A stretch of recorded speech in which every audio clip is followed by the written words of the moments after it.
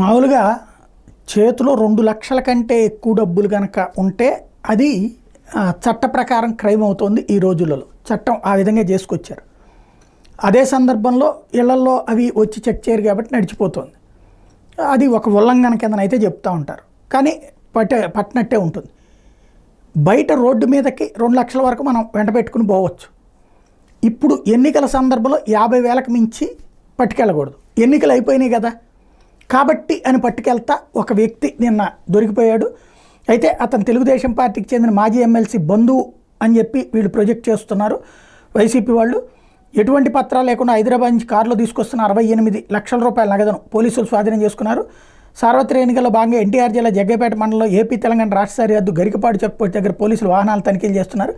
ఈ టైంలో హైదరాబాద్ నుంచి విజయవాడ వెళ్తున్న కారును ఆపి తనిఖీ చేస్తే నగదు లభించింది. దీనికి సంబంధించి ఎటువంటి పత్రాలు లేకపోవడంతో నగదును స్వాధీనం చేసుకుని చిలకలు పోలీసులు అప్పగించారు.